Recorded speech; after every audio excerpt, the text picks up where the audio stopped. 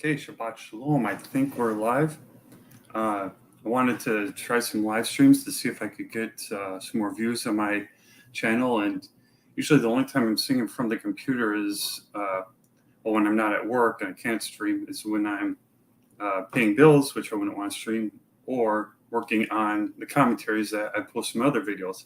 So I figured I would try streaming the work I'm doing for commentary. And so this my first time streaming. I'm using StreamYards, and just to see if it's coming through, I'm going to bring it up on my phone and see if I'm live on here. See how it's working.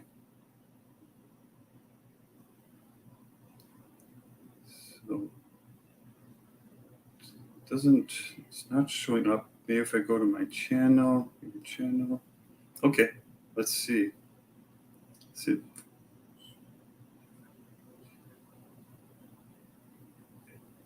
Yep, looks like it's working. Okay, so I don't know how the chat's going to work. It's my first time in StreamYards. I'll see if it pops up on the side here or not. Otherwise, I don't know if... Yeah, since this is my first time using StreamYards, I can try to check out some of this other stuff. Like on StreamYards itself, it doesn't show the chat. It shows a comments section. Oh, okay, yeah. So that must be where. Well, I don't know. Learning live, so maybe this will be helpful to anyone. I will put a live chat, or I will post a message in my live chat and see what happens. See if it shows up here on StreamYards. Oh, yep, there we go. Okay, yeah, so there's a little delay from when I post it to when it shows up on there. So this will be good to know in the future. Now, I'll bring up what I'm working on. Share my screen. So you should see, so I should first say, so there will be spoilers, because I'll be presenting this at church like all my other ones, and then I'll be making a video of it. So this is be on September 16th, if I remember correctly. That's Rosh HaShanah, the Feast of Trumpets. So if you don't want any spoilers of what I'm going to be presenting that day, you don't want to watch today. You can maybe come back and watch this afterwards. So, yep, from the next one, like it's about Genesis 21 and 22. In the future, if I keep live streaming like this, you'll be able to see like what I do from the very start of putting together the presentation.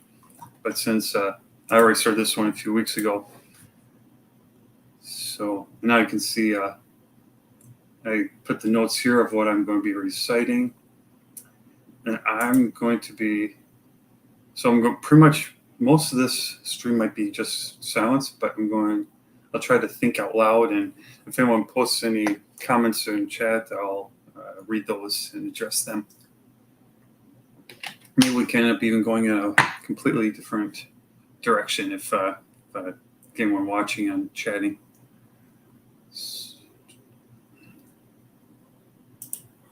Add a new slide here.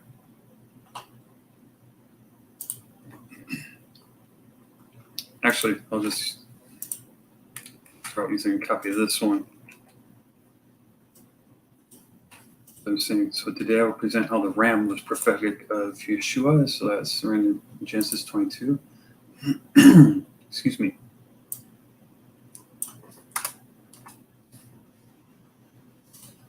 Let's look at the first part of this verse. Then Abraham lifted his eyes and looked. There behind him was a ram caught in a thicket by its horns. And we'll be focusing on ram, thicket, its horns. Excuse me. Because I brought up usually for my commentaries, I have something already in mind, and then it's just a matter of organizing it in a PowerPoint. So, okay, then Abraham lift his eyes and look. So this will be one I don't read.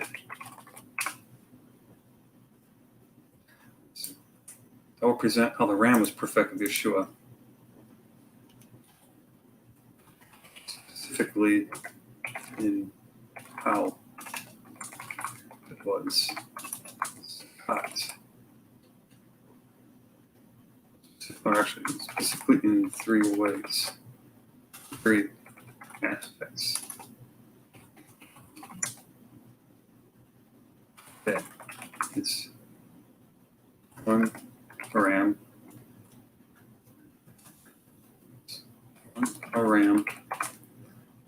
2. Let's try like this: a ram, 2. It was caught in a thicket, and 3 was caught by its horns. And so now I'm going to look up each of those 3 words in Hebrew. Excuse me, I'm going to make a slide for each of those. And just to be safe, I'm going to close out my sharing screen while I'm bringing up the websites, just in case something happens to pop up. It's not something I want to stream. Shouldn't be a problem, but just playing it safe. Excuse me. Okay, so now I've got Bible Hub up. This is where this is my go-to site for checking out the original Greek and Hebrew. And so we're on Genesis 22. I wonder, it doesn't show how many, or if there's I might have to look it up afterwards. Actually, maybe I could just bring up a separate, instead of using my phone, I'll just bring up a separate screen. And I'll have to mute it. Oop, that's someone else watching. Welcome. Thanks for the thumbs up. Yeah. So please like this video, subscribe to this channel, and click the bell for notifications. That's all the stuff they tell you to say. So to help the YouTube algorithm, so hopefully I can get more people to come check it out. All right, so we're in Genesis 22, verse 13 specifically.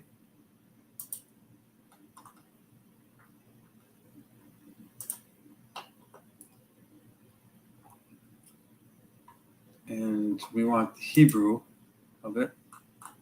Now, usually, that's not how I like. Usually, it has another. It looks a little different from how I'm used to. I'll have there's a thing where I'll bring up like side by side. Yeah, I thought it was usually up there, but it looks like that's for an ad. Could have made some changes, but I think it just it looks like it just goes down here. But oh well. Yeah, I don't like this. I don't like how this is at all. Before it was always side by side, so I'll just play around with this a little bit and go back here. Thank you for bearing with me. Oh, here, yep, this is what I wanted. I like clicking on this link there because now it goes word by word in the Hebrew. It shows how it's translated. And so at least to start out, I'm going to do a slide for each one here. So I've got a slide for ram.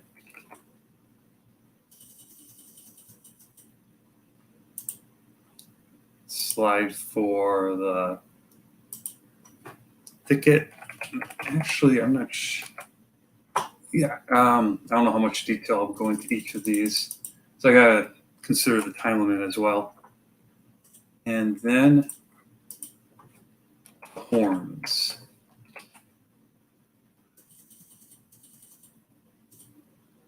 So I might do a whole bunch of stuff in here, and then I'm not even using, which happens a lot. Most of my commentaries, like after I get a bunch of it together, as I go, I'll like read them and time it, and I'll end up creating a version that I call final, and then I trim all the stuff out of that one to get it to the down to the time limit.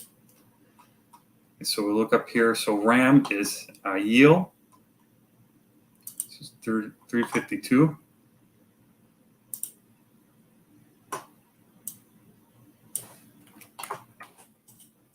It's in here.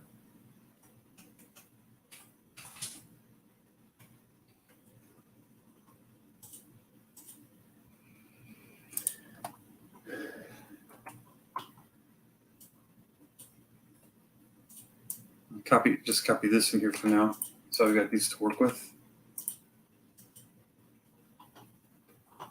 RAM is ideal. Simple work. I'll open a different, I'll open a different tab for each of these. So I'll have them available to go reference back to. Excuse me. That's horrible. So, okay, then thicket.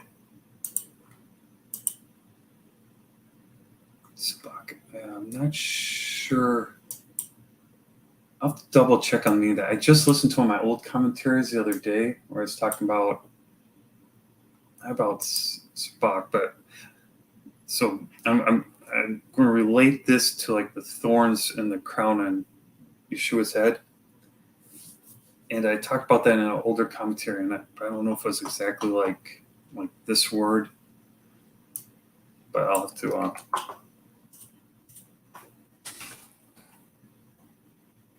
have to study as I go and update it accordingly. Let me shrink this down a little. I got 6. I'll move these. I'll shrink all these down for consistency. 61, 60. So got a little crumb on my second monitor here.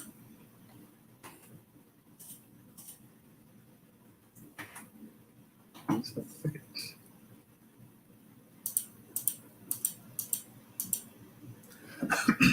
And I don't care as much about the Strong's definition, as not that I have much of a problem with it, but I use these more so for how they're used elsewhere in the Bible itself. This is Karen.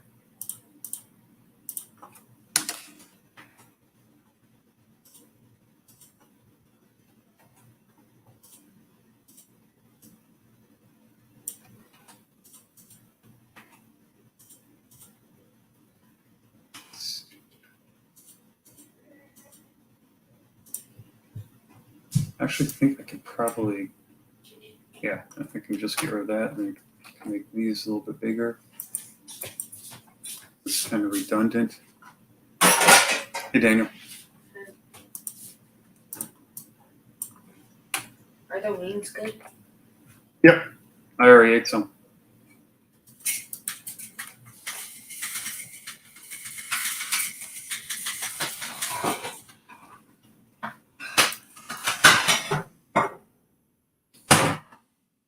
I want to try something quick here. I'm going to step away for just a second. So I was thinking it might be real quick here. I'll make a slideshow. Stuff I can make come in handy for streaming.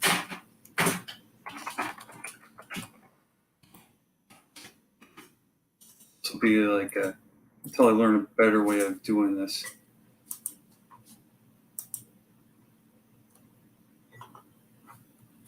I guess I can share this part.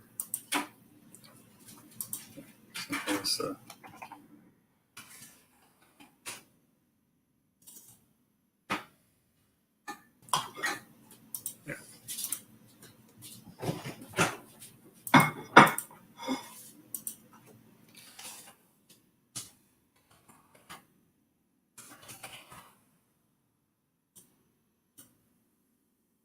What kind of design should I use?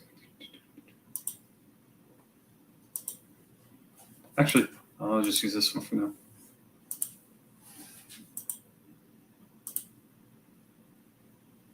That's kind of hard to see. How about this one? Yeah, I like that one better.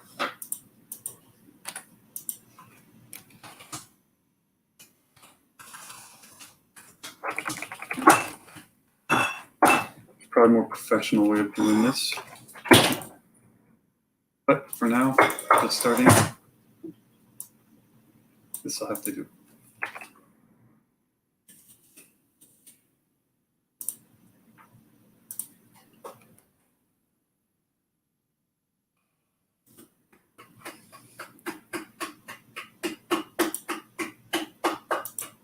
Oh, okay. So now it just shows the whole thing on live stream. Not sure if I want to do that. Let me try it. I'm going to mute it. I'm going to mute and put this up until I come back.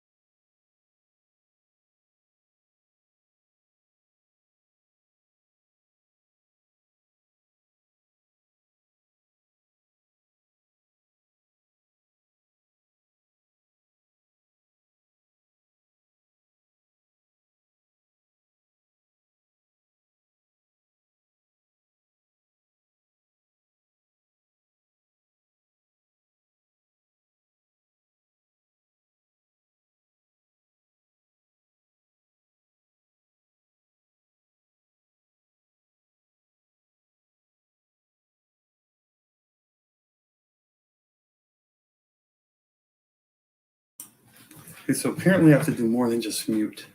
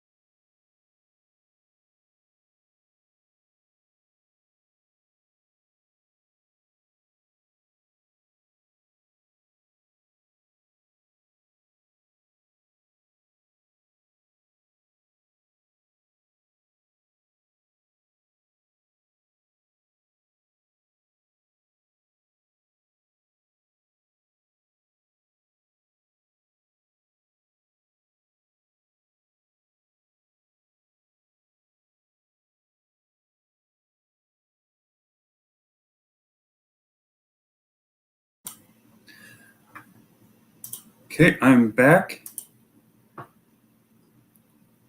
And yeah, but I was looking at this on my phone just to test out. I'm back. Turn that off. I want to real quick see if I can figure out how to replace this icon here. So you're not seeing what I'm doing now. That might be something I have to look at later. I would think it'd be pretty easy, but maybe I have to. I figured it would just use my regular YouTube picture, but I guess not. Okay, that's all right. I'll try to figure it out some other time. Get back to the commentary. If anyone can post in the comment or the chat, let me know. That'd be great.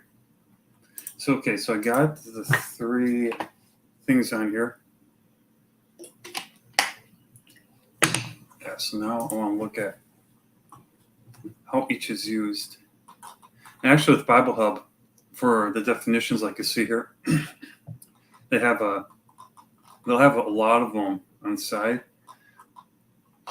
But then, oh yeah, I forgot there's a link here, so I'll just do that. So, okay, so Ram, the 3-year-old one. So yeah, Ram caught. So this is the second time a yield like this shows up in the Bible. Ram, cast the ram. I want to look. Okay, here's a good one. This is what I was thinking of. The mighty men, Exodus 15:15. Let's take a look at that. Then there will be dismayed the chiefs of Edom, the mighty men of Moab, LA. Okay, yeah, so that's just the plural of it. All right. So I'm going to include that because I think I might use that later on. Exodus 15:15. So I'm going to go to, hey, Juliet. Hi.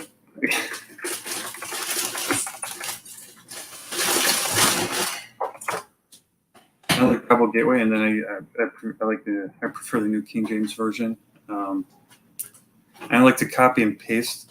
So if I try typing in, I'm concerned that will produce errors. Well, it's okay. So then the chiefs of Edom will be dismayed, the mighty men of Moab. Excuse me. So here they just translate it to mighty men. But that could be their translation. So I'll put it in here for now, but then I'm also going to check it because maybe it would make more sense to say the Rams of Moab will be the chiefs of Edom, and the Rams of Moab will be trembling. This is the song of Moses, so it's kind of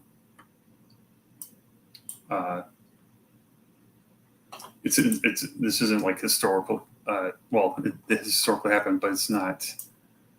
It's a song, so it's like allegorical.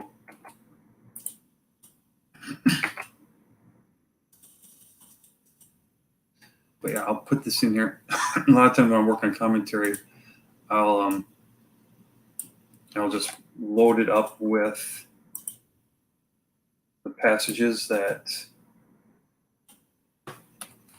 I'll use. I'll come in handy, and then I'll trim it later on. Okay, so there's, and I want to. Is this the right one? Yeah, this should be okay. Yeah, the mighty men. Yeah. Now this is King James, and usually for Bible Hub, they're close enough that this comes in pretty. That this works pretty well. I'm going to bold that so I know exactly which part is Ayil. And while we're doing that, I'm going to. Oh, I'm sorry, I haven't been sharing my screen. That's okay. I don't want to. We're going to go look at the Greek Septuagint. And now I will share. This is a website, Alepos .net. I found, and they'll have the Greek Septuagint, which is the Greek translation of the Hebrew Bible. This would have been before, of course, before it's translated to English. Actually, before the New Testament was written, which itself was originally written in Greek. I like to look to see how they translate, and I don't. It'd be nice if I had this like laid out. If like Bible Hub had something like that, like the Greek Septuagint in there, and I don't know Greek, so I kind of have to do the best I can. But I want to see if they use the same Greek word in the Song of Moses that we just in Exodus 15. So as they do in Genesis 22. So it's Genesis 22:13. Lo, a ram caught by his horns in Sebek. So now we look over here for 13. And now I don't know what ram is here, so I have to cheat. So I'll go to Google Translate. I thought we translate automatically, but no, there we go. So copy and paste the Greek in here. And I'll just keep deleting some until I'm left with the word I want. So it's so is it that one? That looks a lot like Kyrios, which is interesting because that means Lord.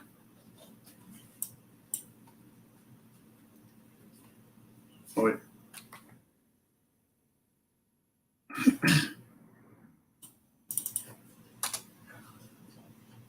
It is. Oh, that's okay. So that's really interesting. Behold the ram. Oh no, Krios, not Kyrios. What else means? Let's look up some details. Okay, yeah. So it means the ram. All right. So we got that. And now let's see what word they use in Exodus 15. Let's see if, like, when they translate it to Greek, if they translated it to mighty men. Oh, hey, Finatra.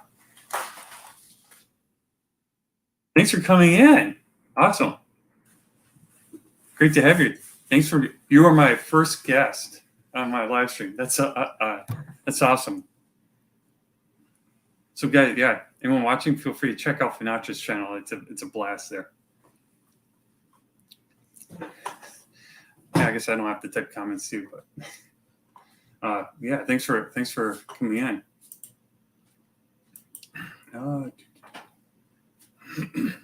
So what was that? Okay, I was going to look up Exodus 15 in the Greek Septuagint, so I have to go back here. No, Exodus 15. Verse 15. Okay, yeah, so they have then the princes of Edom. Okay, and okay, so they have chiefs. So I'm going to copy the Greek here.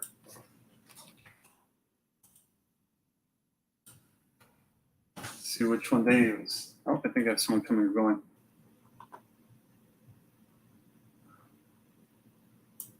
Terrified. Wait, I have to delete on this side.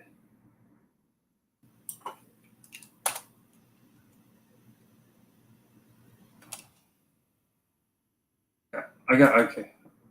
The mighty men of Moab, the rulers of Moab. Yeah, so it looks like, well, this looks like Edom. Yeah.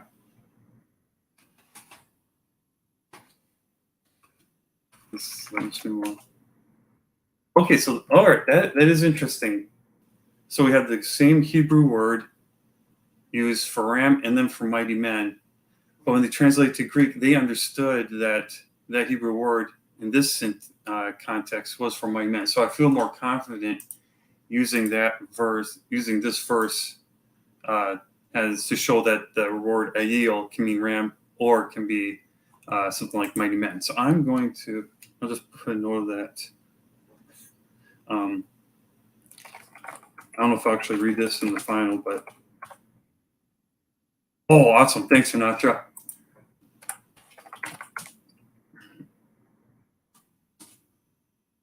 Let's see, in the Greek Septuagint, I'll start with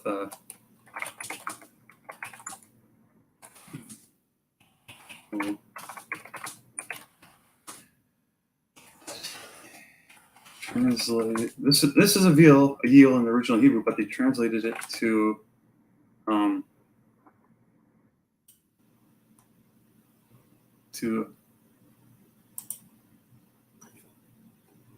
I'll just say a word in the Greek Septuagint. I don't want to use too much Hebrew and Greek because then it can kind of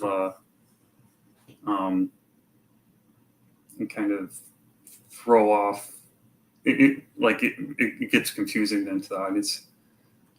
So I'll probably go back and change this later on. Original Hebrew, but they translated to word in the Greek Septuagint that means lords. So this demonstrates that the yield can mean ram and also can mean Lord. Of course, that'll come into play as Jesus being Lord.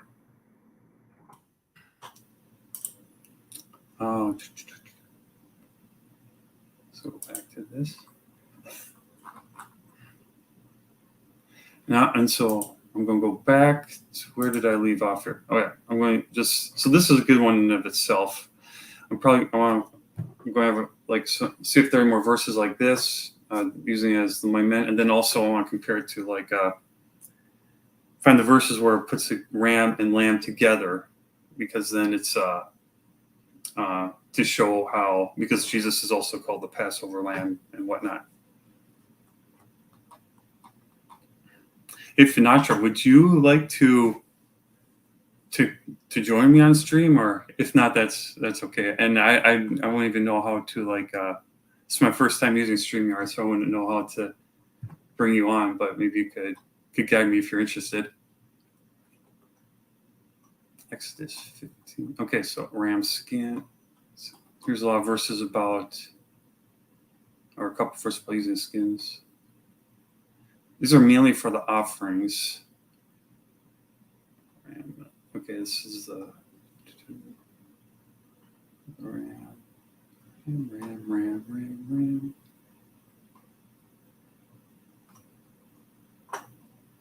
Just heaved up the ram of consecration. Thou shalt take the ram. Yeah, so this most a lot of times these are ram skins for the creating the tabernacle. Oh, your phone keyboard is dysfunctional. Oh, okay. Well, thanks for sending out the links. Just thanks for being here. I'm glad that I have at least one person for my initial live stream. I mean, really, Finatra, it's you who inspired me to do this, the way you would interact with all your viewers and stuff. It just looked like a lot of fun, and I really appreciate you. Okay, ram without blemish.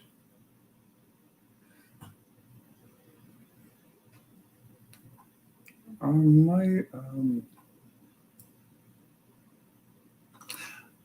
going to put.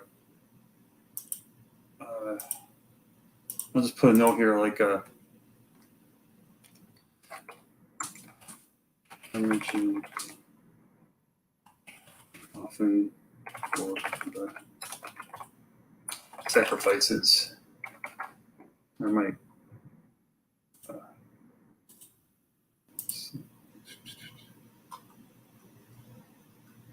rather than because there's so many verses for it. Okay, great. Let me do have one question, Finatra. So when I do this and I've got just this picture, how can I replace this with a picture? Is that something that's easy enough to do now, or should I just like do that later on, such that when I have the camera turned off, I've just got another post link. Okay, post link in the chat.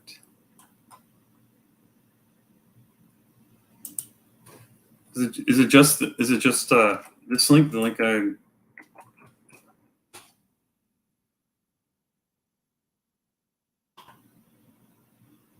link that's at the top?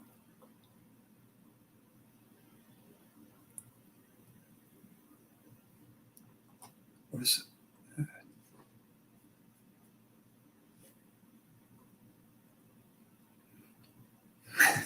I feel like such an idiot not knowing how any of this works. This is kind of like how my work is whenever I get a new project. I don't know how anything works. Okay, great. How do I delete this one? Okay. Hey, Henry. Hey. All right. Hey, how's it going? I got to turn my. I don't know if I can how to turn Got the my wrong microphone down. Got the wrong headphones on. I had my. All right, here we go. I'm sorry about that, Henry. Even I have problems getting things right when I'm streaming. Oh, no sweat. Thanks for coming on. Yeah, man. Congratulations, putting your neck out there on the interwebs for people to find out what you're delivering. I seen your channel earlier when you said you were going to stream, and I said, "Oh, okay, this is very much biblical. I mean, Bible centric and teachings and stuff like that, which is good.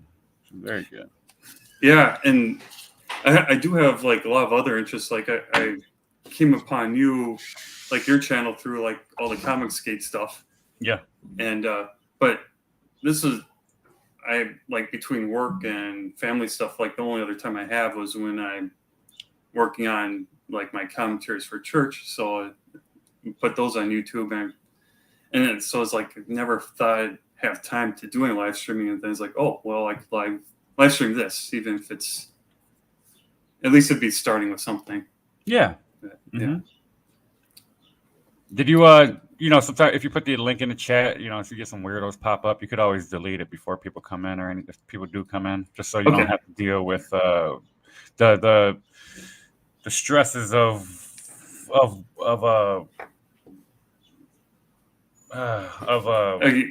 anything happens, surprises, you know what I mean? Just of anything crazy happen, or having to deal with having to reject anybody for, I don't know if I want to let you on, and then making them, oh, what's the matter with me? And, How do I delete? You have to go to the stream or to the YouTube page.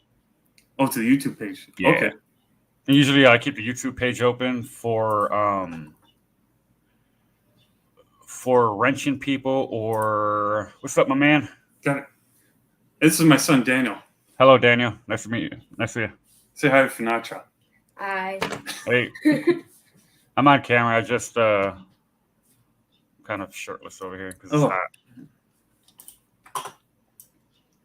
Cool, man. Yeah, it's pretty hot up here. I enjoy it. I don't want to complain.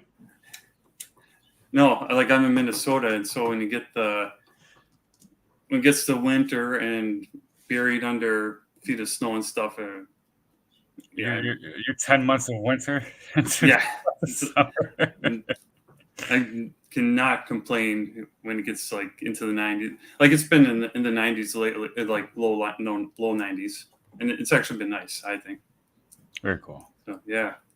Yeah, we haven't had sun in July. Like even in June and July, there was minimal amount of sun, and I've been going outside, and I'm trying to fix my sleep schedule so I'm not destroying myself with vices because I could only cope with streaming without help with substances or whatever, drinking and stuff like that. And when I get off of that, the only time I really do is when I'm streaming. So I was like, maybe I should switch up my schedule a little bit and let my body heal and get back to what really matters, as far as what got me here, not streaming, making content and silly songs and stuff like that, Yeah. Yeah, sounds good. Whereabouts do you live? Oh, New York, upstate New York. Okay. Right on the Great Lake of Ontario. Oh yeah, so you get Oh, we get you snow. understand when okay, Oh, yeah. yeah. Oh, we get Yeah. snow. We get the summer. We get usually mild winter. I mean light winters. Not too much. Not too much snow accumulation. As far as I think we had probably 2 weeks of it, and the rest of it's cold. And I think we had one day where it went below zero, and I didn't know. And it was like 11 o'clock at night. I was racing to the store before they closed, and my face froze up. Ugh. I'm like, oh, it must be 0 degrees because it is bitter cold out here. And it was. I came back home. I'm like, gee whiz, man. Oh yeah, whenever it gets, it's kind of funny. Like 30 degrees is kind of like my cutoff. When you're going into the fall and then into the winter, and it gets to like 30, it feels really cold. Yeah. But at least it doesn't. It's not like that stinging cold like you just described. Whoa. Yeah. And then when you're coming out of the winter or during winter and coming out when it gets to 30, it feels so nice. It's like it's a heat wave. You're sweating. Yeah. This is like light jacket weather now. Outside in a t-shirt, shoveling your driveway. Yeah. This last one was pretty bad. It had a lot of, as far as like snow and shoveling. It's like do quite a bit of it. You're aware of you're familiar with Buffalo, right? Or like where that's at, Buffalo, New York? I'm in Minnesota. Or I'm sorry. You asked if I'm aware of it. No, yeah, Buffalo, New York is where all the snow gets dumped over there, and we pretty much they take the brunt of the force, and we pretty much go unscathed most of the time. Mm-hmm. Yeah, we get like 2 feet, 3 feet, maybe. They get 20 feet. They get like 12 feet. It's ridiculous. Oh man, yeah. I think there's some national stories about that this last winter, if I remember correctly, how bad they were getting hit. Oh. And it's surprising because in New York City, it's not really that. They get snow and stuff like that. It's not really that bad. Maybe it's the buildings and stuff that repels a lot of the snow, but they don't really get too much snow like that, like we do up here. And it's only 5 hours away, 6 hours away, Yeah, I think you're right. I think the buildings and stuff provide quite a bit of protection. I'm thinking, I don't know. Yeah. Yeah. So, you have any questions about the StreamYards or anything like that? Yeah. So, and thanks a lot for helping. Yeah. So when I stopped my camera like this, I guess I assumed my YouTube picture would show up on here, but I'm wondering how do I, because let me see if I can find it real quick. I know like Cecil, he's really good at it. I don't know if he still does as much, but he'd have all these like different pictures he'd swap in and out. Yeah, I got your boy Zach. Yeah, I got the one I drew, the rooster. Got my logo. Got John Della Rose Mantis. Music note. Bisco made me. Christopher John Dillard, and good old Testify crying from the depths of hell or heaven, wherever he is, or in the high reaches of heaven, wherever he may be. If you go to your bottom left, where you're like, if you're gonna take me out the screen and you see yourself down there, you see me down there on the bottom left. Yep. You see the little 3-dot thingamajig, the widget. Yep. Click that. Okay. Go to edit audio avatar. All right. And then you should see a plus sign that says upload avatar, and then you could upload a picture. There's many up to, if you pay for it. I think still, even free, you could upload more than one, but there we go. Yep, there you go. This is one of the pictures Sheila made for me. Oh, cool. Yeah. Sheila's a sweetheart. She's fun. Yeah, she's great. Yeah, came on and I saw she was live, so I went and checked in, but then she was just ending. So sounds like her internet's not all the best there. I think because I had that problem this morning when I was streaming, the chats were coming in real slow, and the chat noticed because I was sitting there like, I'm like, is nobody interested in what I'm saying? Because nobody's saying anything, and then they're like, no, there must be something wrong with the chat because it's not coming through, like through the StreamYards or something, or even in YouTube. I don't know, one or the other. Yeah, when I was trying it out, it seemed like it's kind of slow too. So maybe, yeah, but then it's my first time using it, so I thought maybe it's normal, but yeah, I guess not. Yeah, you could stream like 20 hours a month for free. That's a lot of hours if you're only streaming especially once a week or a couple hours. You got more than enough. Yeah, for me it should be plenty. I was talking to someone else who has a YouTube channel, and he uses OBS Studio. Yes. And so I started using that, and then, well, like my thing I was concerned about was like having someone else on, and like he said he uses Zoom for that, but then you have to have a Zoom account. And so I just checked out StreamYard. There is a way. Sorry, I'm going to cut you off. Oh, that's okay. There is a way, but if you try to share the screen, they can't see it. So they could see you, you could see them. That's it. They have to go to a website.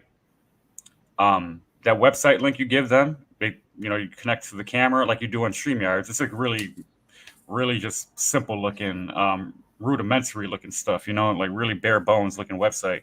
Not really fancy at all. But you connect your camera and your microphone like you're in StreamYard, and I take that web link and then I put it through a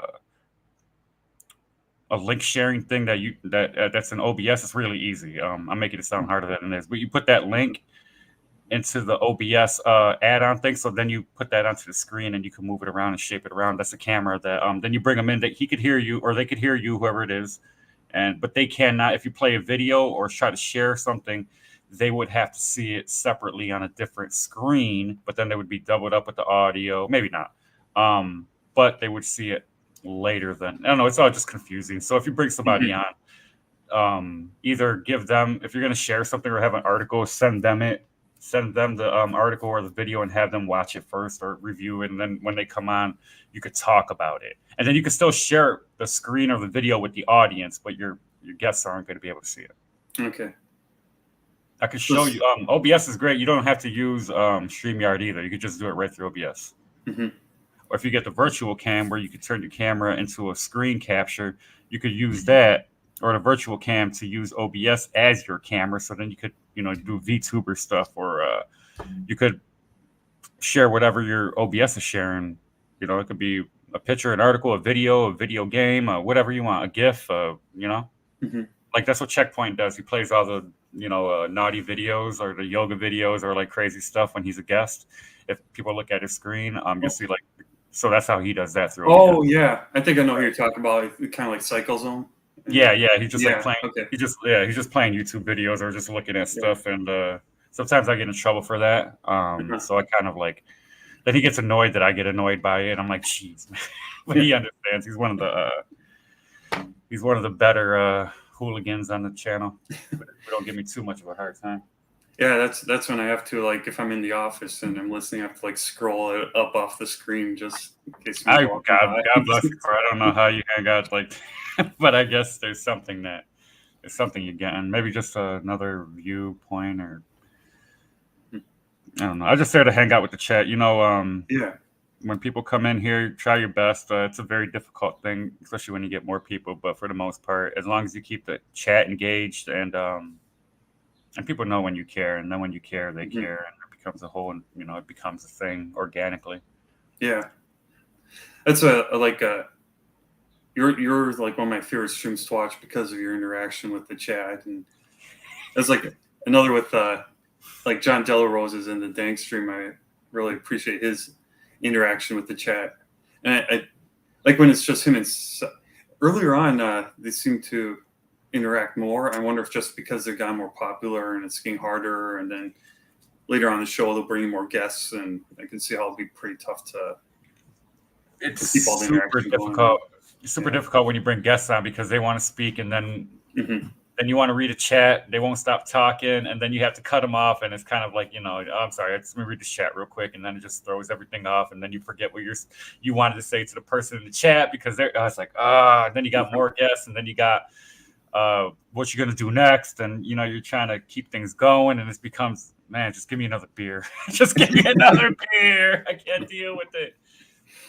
Yeah. I can last an hour or two without anything, unless I'm working on something.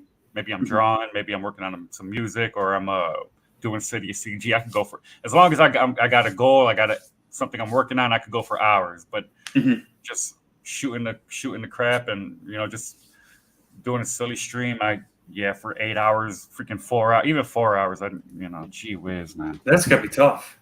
Well, I go to bed right after. That's the thing. Okay. I wouldn't drink the way I do if I had to continue my day. That's not going to happen. Mm-hmm. So I was going to probably stream at 6 or 7 for an hour, and make excuses why I can't stream for 8 hours anymore. Yeah. Well, if someone wants an 8-hour stream, they can do one of their own. That's always my thought when someone complains about someone not doing something. It's like, well, you can go ahead and pick up the mantle and.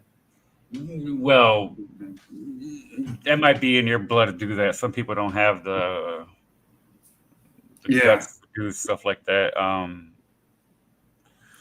It can be hard just coming up with stuff to talk about. When that happens, I just come in with my tail in between my legs and start talking to the chat. Like, what do you guys want to talk about? And that's kind of how it happens, though. After a half hour goes by, I'm rocking with the chat, and it becomes a whole thing where some people don't like it. I've seen that. Like, oh, this is boring. I'm like, I like talking to the chat, and I'm like, that's the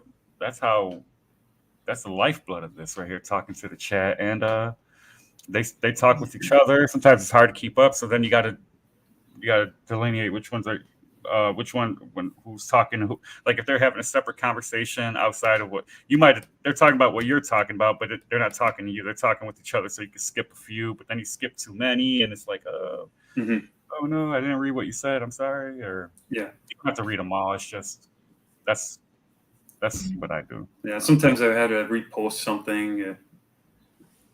Gets missed the first time, but yeah, that's like the main thing. When I started like watching live streams, and compared to like just watching a regular TV show, you feel like you're just sitting there absorbing, and you're not really being productive. Versus like when you're able to talk to the person. Say that again. What do you mean? Say it again one more time. Oh, I get the feeling like when I'm just watching a show or a movie, that I just feel like, well, now I'm absorbing stuff, and I'm not contributing or anything, versus like when I'm watching a live stream, and then I can like post in the chat, and then it's more like you're hanging out with people. And it's more like a social thing versus like it becomes just like, that's the intrigue of it all, though, isn't it? It's the allure of it. And you can't do that on broadcast TV. You can't do it on cable. I mean, I guess you could have like watch rooms or watch parties, and you have a bunch of people in Discord, or you could have I imagine many people have done that on Yahoo and MSN chat back in 2001. You know what I mean? Even before that, having watch parties.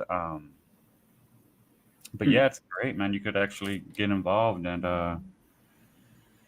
make things happen yourself. If somebody comes in and says a really funny joke or an observation, and you're going on for about 10, 15 minutes about that, just laughing and just building off of that stuff. And it's a whole bunch of hats you have to wear at once. So you got, you don't have to wear them all. You just find out what hats are good for you, and what hats aren't productive. I do a lot of unproductive stuff, but I try. I don't know. I try. Sometimes it's hard because selling books. I don't know who these people are. I don't know their books. I'm trying to convince the chat to put their hard-earned money out there on something that they probably don't need. And if it's a good book, I mean, I hope it's really good. And then these people get their book, and now they don't want to back any books because the last one they got sucked. and then it becomes a stress thing. Like, every time I saw somebody, especially like people I don't know well, like they always become an enemy or something. They always don't like me because I didn't sell Oh, one of their books or I didn't buy their book. Like, I'm sorry, I didn't know I had to pay you to promote you and then take all the time to know everything about you, your story, ask you questions that I'm not qualified to ask you. I'm not a professional book reviewer. So I don't even know how to read. I just start getting upset because I'm like, this is beyond my pay grade, and you're gonna get mad at me because I didn't. Nobody wanted to buy your freaking book. and there seems to be a lot of that. That's like seems to be the main source of the Comicscape drama. People, at least like from my perspective, people upset that their books didn't do as well or didn't get promoted enough in their eyes, and then they turn on them and Yeah. do you have any books they made or No, I don't. No. Okay. No, I've educated myself on a lot of this stuff. I in my outer years, in my latter years, a few years ago, I got into teaching myself how to draw, and after writing, and then I started storyboarding. I'm like, oh, I forgot I used to draw comics as a kid to escape Yeah. the pains of pressure and all that stuff. And I'm like, let me get back into doing that. Eventually, that brought me here. Yeah. As a broadcaster, musician. Gee whiz, I never thought I'd do that. Yeah, I used to draw comics as a kid, and I kind of like have forgotten about it. I had a series. It was knockoff Transformers and stuff. I think I was inspired by the animated movie, and so then I just wanted to make my own comic series where I killed off in the second or third issue. I killed off the leader of the bad guys, and then replaced him with this other character who was like unsure of himself and stuff because of how like Rodimus Prime and Galvatron. I was really interested by how they like replace Optimus Prime and Megatron, who are so confident and seemed like so like they knew what they were doing and everything, and then you replaced them with like Rodimus, who was so like unsure of himself, and then Galvatron, who was insane and stuff, and so that was like just the idea of like main characters in cartoon series getting killed off, and then having because like even like G.I. Joe and all the other series, it's like the main leader was pretty much flawless, but then in that season they brought in these like flawed leaders and the whole reluctant leader type of dilemma and having to deal with, and then the other people who's leading having problems with him. It creates a good dynamic. Yeah. How old were you when you did that? Oh, I want to say I was still in elementary school. I think I was in about 6th grade when the movie came out. It's probably I'm pretty sure I stopped doing it. No, I remember sharing about it at this one thing when I was in elementary school. So it was probably like 4th or 5th grade when I made some of them.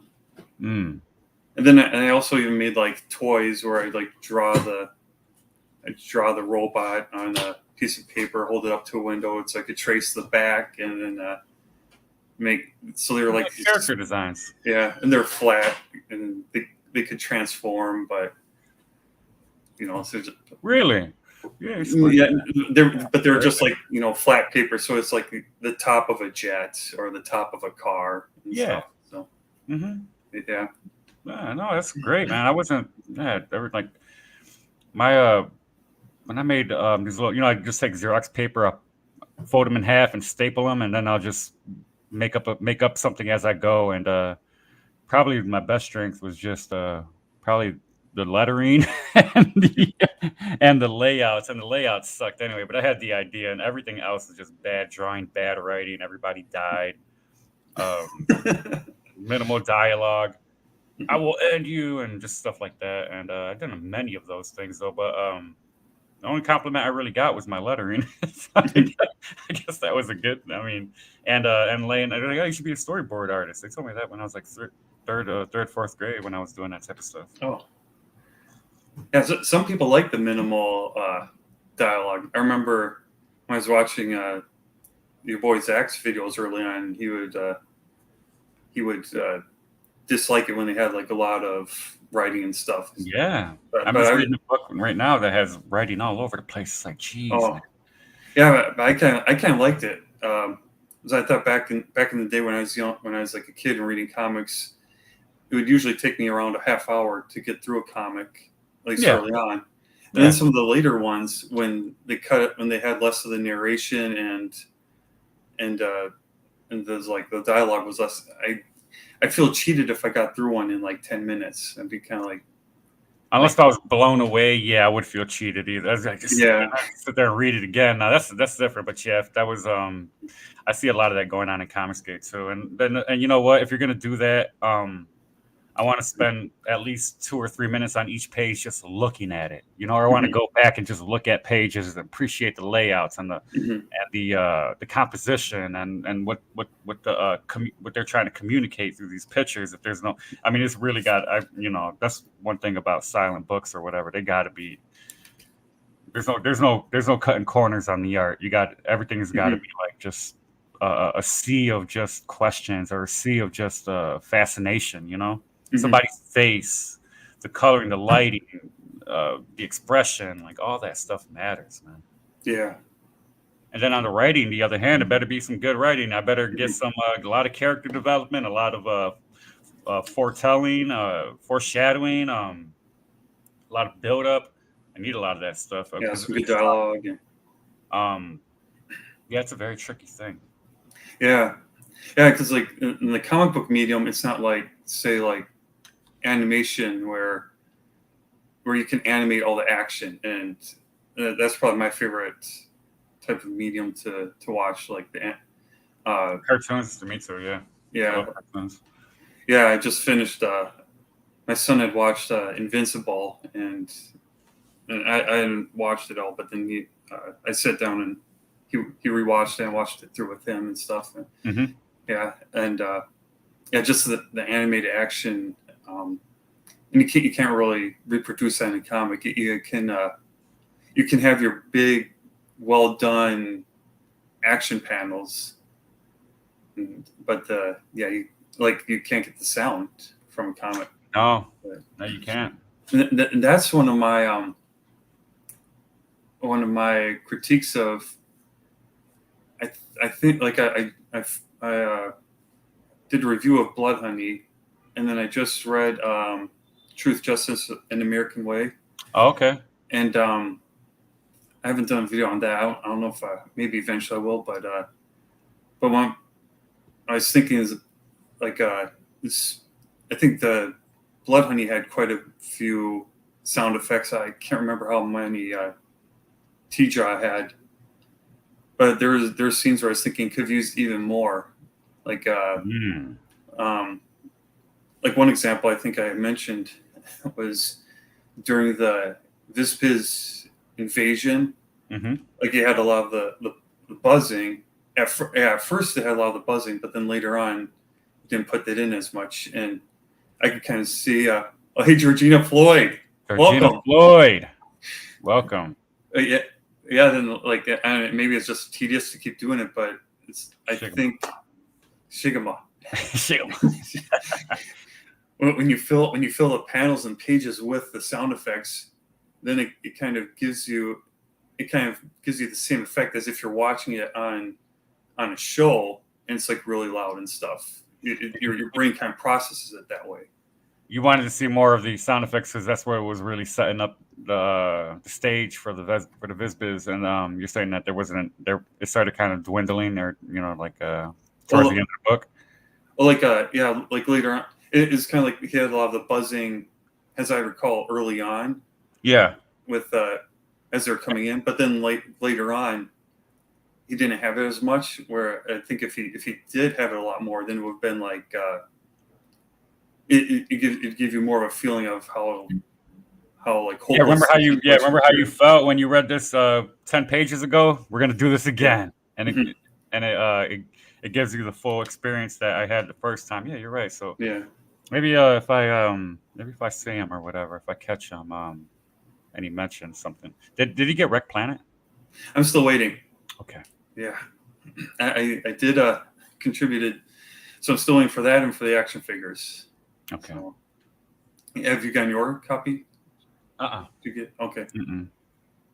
I'm a bad bad boy. I don't think because I'm just like I'm not gonna back all the stuff. I'll just wait till you put it all out on one book Yeah. or something. I think he'll put the first 3 Mhm. when he puts out this next book. Probably after that, if he does like a 4th book, I hope he compile them at least in 3, and then I'll just buy that and then whatever tchotchkes he has. And Mhm. I don't like to fall for FOMO. That's one thing about me too, and I don't like to sell stuff to too much. I don't like to sell stuff to people under the premise of FOMO, unless if they're really gonna like miss out on it. You know what I mean? Like John Malin only sells for a couple months. You know what I mean? A Mhm. month or 2. That's it. So you Mhm. might want to go buy that. Mhm. That's Yeah, pretty. yeah. I actually don't. I haven't bought that many Comicsgate comics. Actually, just the Cyber Frog ones, Mm-hmm, Truth, Justice, and American Way. mm-hmm. Um, I got one. Mike Miller's Magnificent Seven. I got a while back. I don't know if he was still considering himself Comicsgate at the time or not. And then the latest Wraith of God. I backed that. Oh, And, cool. I didn't get the first one, but there's so much good press on it. And actually, Aaron's wife had talked to me some on Twitter and gave me some advice. So I was like, Shelly. Shelly played a big part of me deciding to back that, and so I included the first one in that order. So so I'll be able to read it then. But yeah, otherwise, I don't have much time to read the comics and stuff, and I didn't want to buy a whole bunch of comics that. And I also backed Zach's $1 Jawbreaker comic. Oh, really? And yeah, so I'm still waiting for that one too. I forgot about that. Yeah. Have you read the Truth, Justice, and American Way? Yep. What do you anything you like I, about it, or I liked it better than Blood Honey, to be honest. okay?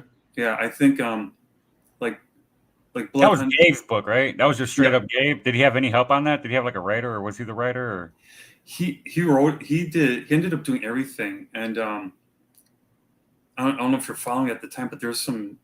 I was wondering if it was even going to come out because there's like drama going on. I think it right? was like he did have an artist working with him, and I don't know exact like Was that publicly. David Williams? Was that the David Williams thing? It's kind of public. It's very Yeah, public. It's super public. yeah, that sounds right. But you don't have to get involved in it because it's past. It's kind of past. Yeah. It still kind of pangs in the halls of Comicsgate once in a while, but for the most part, even I feel like, I ran my big mouth about that a couple times and probably created some enemies. I did, but I think they forgive me by now. Yeah. Yeah, it was that though. But okay, so he did have help on it, but for the most part, you got the book, everything was fulfilled, and no problem, and you enjoyed it, right? You enjoyed the book. That's all right. Yeah, I felt like the story structure was, and comparing it to Blood Honey because those are most recent comics I've read. I thought it had better story structure than Blood Honey. And kind of like Blood Honey had the better art, I'd say, and the Tija had great art, but it's just I think Ethan's even better. So that's not a diss against Tija or anything. Right. There's pros and cons for both of them. It's for anything pretty much, right? For any books. And so in my review of Blood Honey, he has it split up in like a part 1, part 2, and part 3, and I kind of mentioned how I think I would have called it, say, like prologue. I've called it chapter 1 prologue and chapter 3 epilogue, as it seemed like most of the story was that part 2, and then most of that was just this bit, the invasion, and a huge action sequence, which is great for the art, and just experiencing for the art. Yes, and you see what happens and whatnot, but Tija felt like it had more of a plot in that regard. Like that's interesting. Well, because I would, even me, I've probably said a couple disparaging things about him. About Gabe? Lightly, yeah, maybe lightly. You know what I mean? But I've said not nice things, not horrible, but just not nice observations. But at the same time, I would like a reason to say something nice about him. So, if you could make a book, right? That's what he's doing, right? He's making books. Besides all the politics and how he and his conduct, for the most part, people are getting their books. He's putting them out there, and if you're saying the story's good and stuff like that, then hey, I would like. I don't want to go around saying bad things about people. Give me something nice, and I'll be happy to share that with people. Oh, forget that guy. He's like, yo, but hey, he could show you he could start a campaign, and he could fulfill a campaign, and he could deliver a competent book. What's your complaint? Yeah. All you do is really just play politics after that, right? Yeah, and that's actually something I was like thinking about. I want to be careful before live streaming is. I don't want to like start saying like, because there's a lot of mudslinging going around, and I didn't want to like say anything bad about anyone. Then don't even get involved. Yeah, Play the Bancroft. Have zero emotion. Don't even let people. Don't even get into zero emotion. Yeah. Shrug your shoulders, I guess, when somebody's disappointed because I'm just. Go ahead. I'm sorry. Oh no, I just thought of something that really just struck me. Like, geez, man. I know exactly what you're talking about. No, I'm sorry. Carry on though. Oh yeah, it's just like I want to like interact with a person first before. Like I don't want to like just jump on a bandwagon, even if it's like say an anti-Comicsgate person or people and stuff. I want to first like have that personal interaction because I'd like to hopefully maybe get along. I'd probably expect we wouldn't, knowing how they feel about Comicsgate, but I want to first go through the experience before I'm like, yeah, watch out for so and so. I have had. I can think of one person who, even just trying to be nice, like on Twitter, they like just come out being mean and attacking and stuff. But yeah, if somebody hates Comicsgate, it's pretty much shorthand for I hate Ethan. You know what I mean? It's all so don't take it personal. Yeah. Don't even defend it. Because if just people are going to say what they say, and they're going to go to bed thinking the same. You're not going to convince them. They're going to go to bed thinking the same thing until they convince themselves by whatever happens, and in time or pretty much. That's on Then you got other people who have legitimate complaints that have nothing to do with Ethan, like some books are just late books or whatever. Yeah, and then I think that's going overboard a lot of the times. It's like you can express that you're disappointed that books are late. Like I have mentioned like in Ethan's chat, like I'm going to wait until I actually get Wrecked Planet before I back Dark Harvest and stuff, and he said like he's fine with it because other people have said the same thing. But then I'm not going to like attack him like he's like call him a con artist or anything like that. I think you're a reasonable, sensible, mild-mannered gentleman. I would imagine that's not your first inclination to smite somebody. Yeah, try not to. I have my breaking point. I've lost my crap a couple times throughout the years, but at the same time, I could take a lot of crap. I could take a lot, and I try to let people know that when they lose their cool or they set their expectations too high and get let down, whatever. I don't know what's going on in their head, but usually, it's always like, I don't know how you hate somebody. Like I'm pretty angry. I get pretty angry. I get frustrated and impatient, but that's a lot of inner battle because I'm trying not to lose my crap and take it to a place where it doesn't need to go. If patience is a virtue. Have patience with people, with yourself, and give it time. I try to tell people that.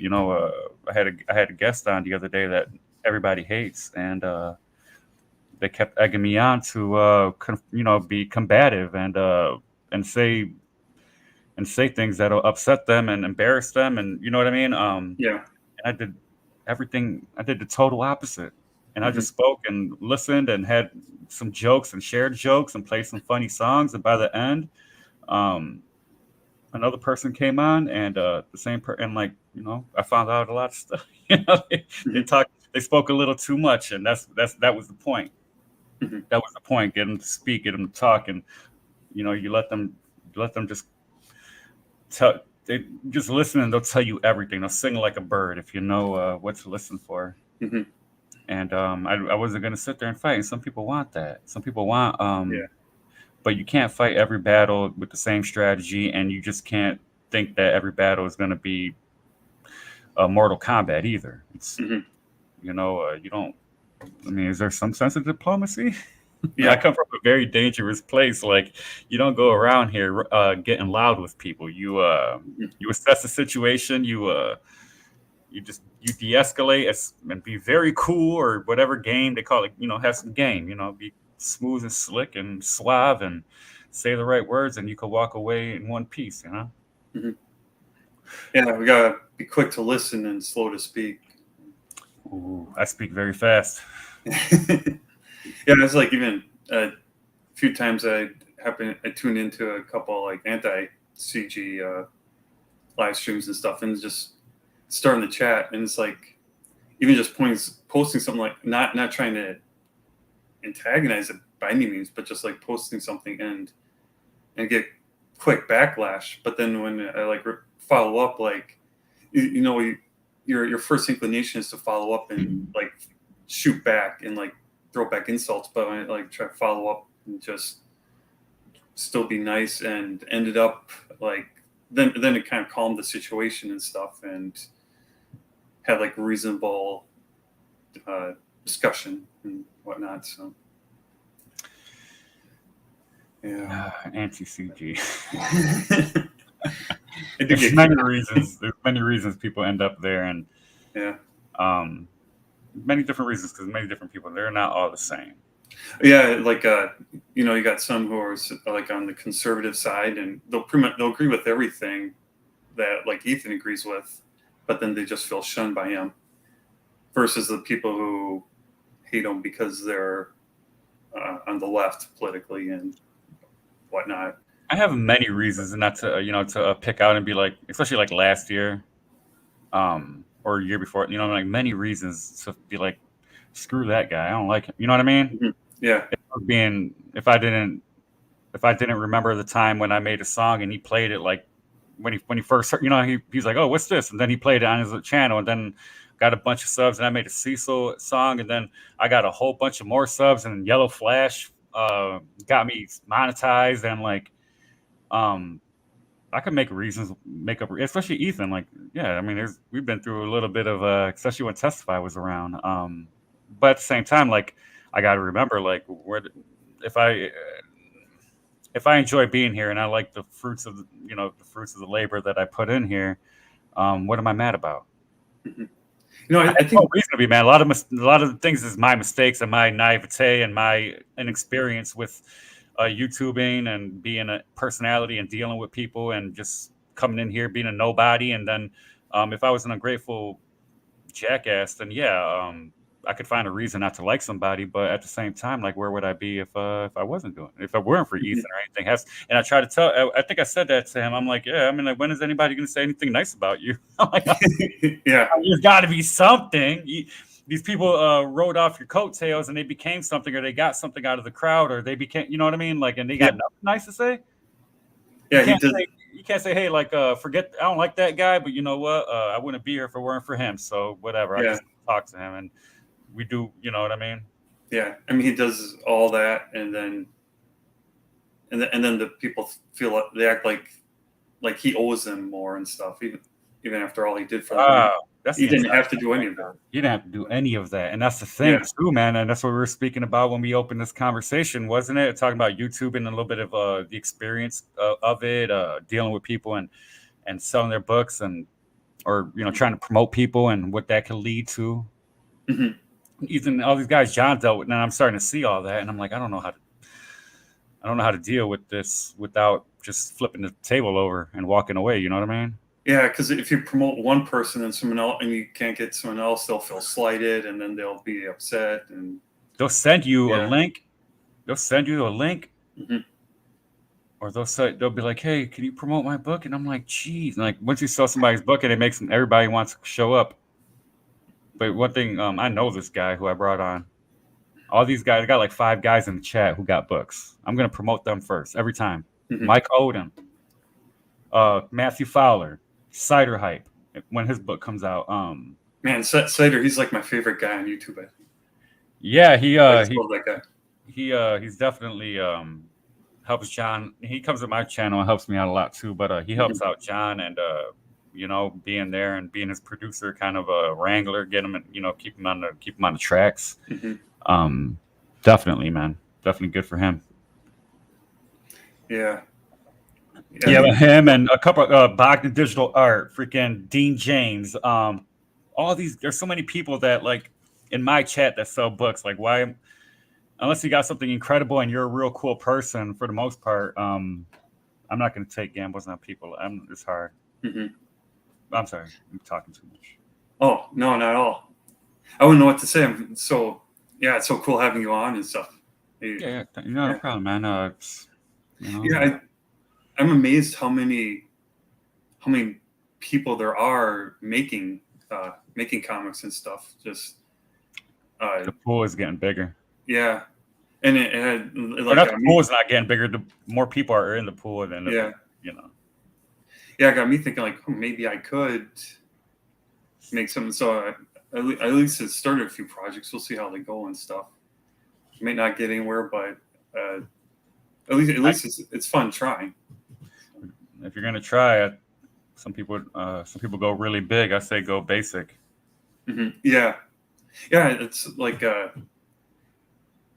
like with all the campaigns and stuff. I think that's kind of like when you're looking at it from the outside, it's a lot of times there'll be advice on how to start a campaign, and I'm thinking like, that's great if you're a former pro, or if you have like the CG Kings, or if you have a big following like Zach. But like for me, I wouldn't be able to raise money in a campaign, so I'm thinking, I'm going to try doing something just that I could, like, without a campaign. It'll take a lot longer, but I think once if I could get a few things out there and get some success there, then maybe eventually I could do a campaign and try and make something bigger. It's definitely going to be a learning process. Yeah. Yeah. Are you in it for the money, or are you in it for the education? Because either way, you're going to be paying.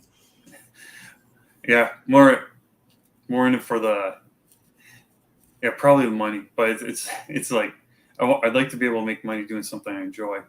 Yeah, well, that's why I didn't go to school for art or anything, because I figured it'd be a lot harder to do it. So yeah, I got I got things that I could have done, but you're doing fine. You got a family. I think that matters. You got a family. You got a home. You got a roof over your head, and you provide, and that's more important than anything. And if you got time for your passion, that's cool, man. But I don't. The sour part about the money is, if you're coming in for the money, that's nobody's. Yeah. At least don't tell nobody that. At least don't express that outwardly, and keep that to yourself. Yeah.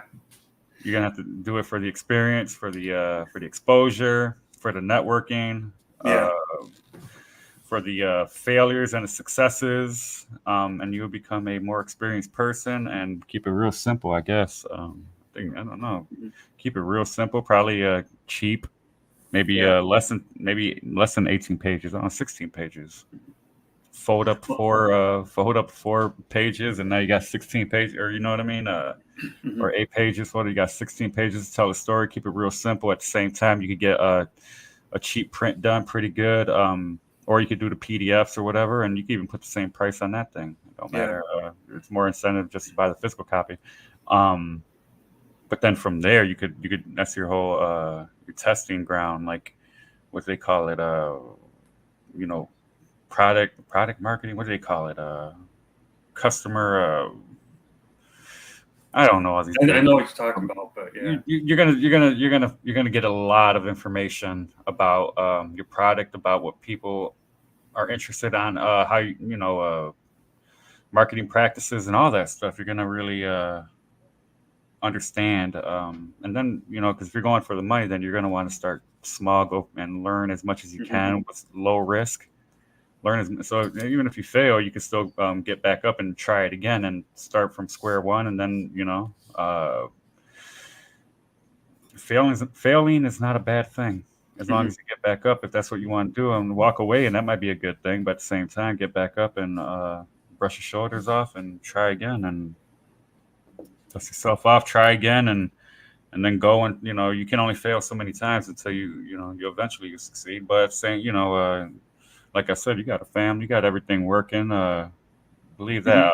I wish I had that working for myself. Yeah, man. And actually, like the first project, like one thing I'm working on will be, I'm planning on just posting on a website for free. So that actually wouldn't be for money. That's because it's a Transformers fan fiction, and so so I wouldn't be able to make money off of it anyway. But it's like the Why don't you story. just post them on Twitter and pin them on your. You could load up you probably put double page spreads up, and then you could fit like half of a book on there. Like put like 8 pages on there. I think you could fit more. I'm not sure, but you could post it on Twitter because it's easier that way. Just literally, like nobody's gonna go. Honestly, nobody's going to a site to read your book. If they do, they love books and they don't care about that stuff. But for the most part, you could just post the pages on Twitter, put in the description, "This is my book. Read it." Or this is my Transformers fanfic. Read it. I hope you like it. Tell me what you think below, and pin that to your Twitter and tell everybody. Like, yeah, I got a free book on Twitter. Just scroll through the pages, zoom in, zoom out, do whatever you got to do. It's all free right there. If you like it, encourage me to do my own original work. And maybe I'll show you that and stuff like that. You can post all that on Twitter like that. Well, I didn't know that. it's just images. Yeah. Okay. Yeah. I'm gonna have to try that. You can post 4 at a time, but if you do the double page spread, then you could fit 8 pages at a time.